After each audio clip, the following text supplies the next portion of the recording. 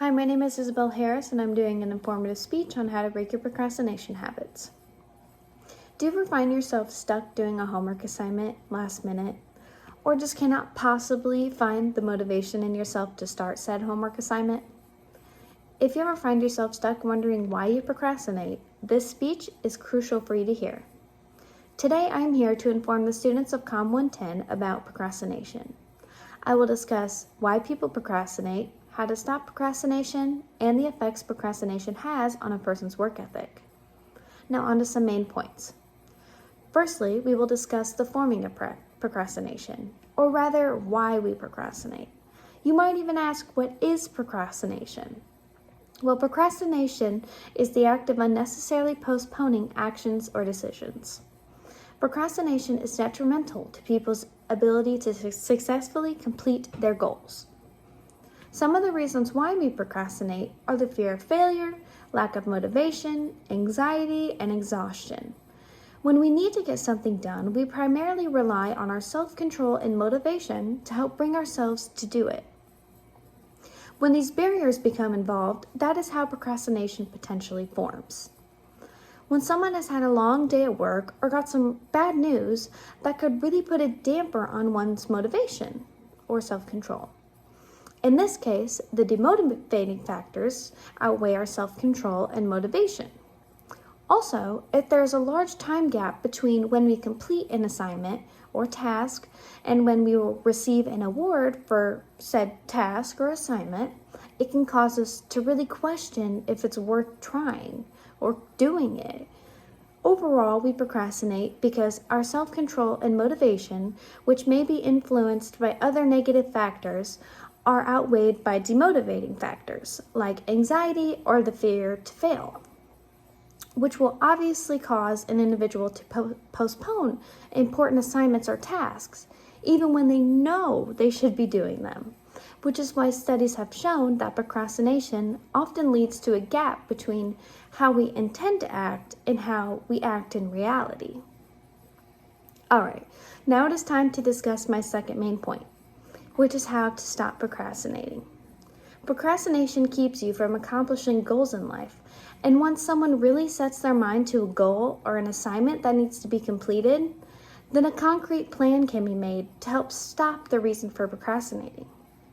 As long as our self-control and motivation outweigh the effects of the demotivating factors, which are things like anxiety, exhaustion, we manage to get any work done in a timely manner.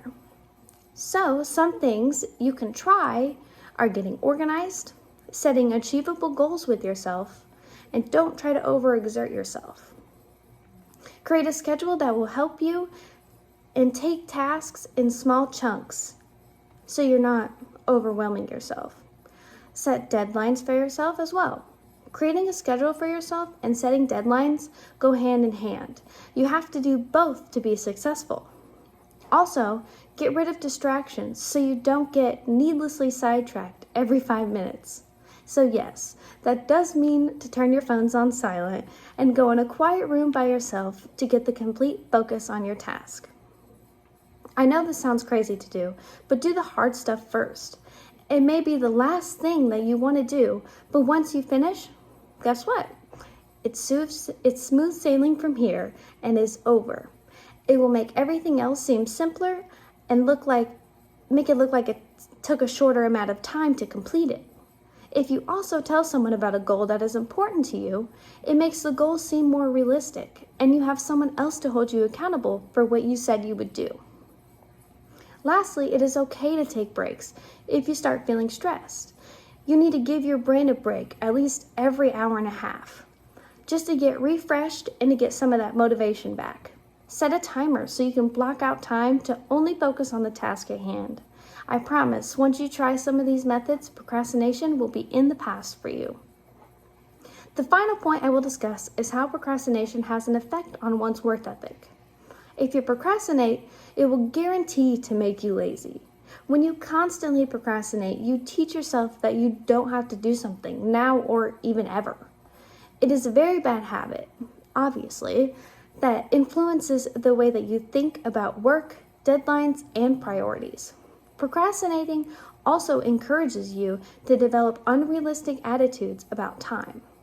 If you constantly are putting things off and telling yourself that you have enough time to do an assignment that you know you don't subconsciously, then you are teaching yourself that being late is okay.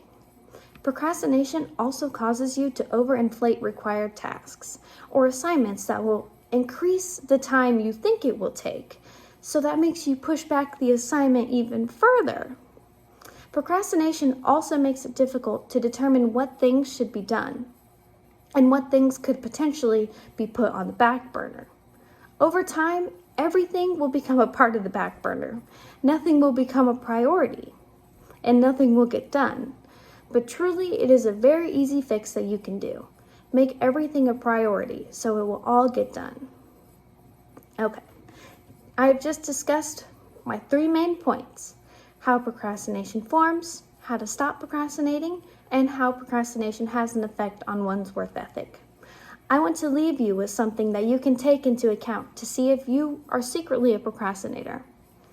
Over 20% of people in the world procrastinate, which is about 1,460,000,000,000 people who suffer from procrastination. If only everyone knew how easy it was to overcome, we could reduce that number drastically.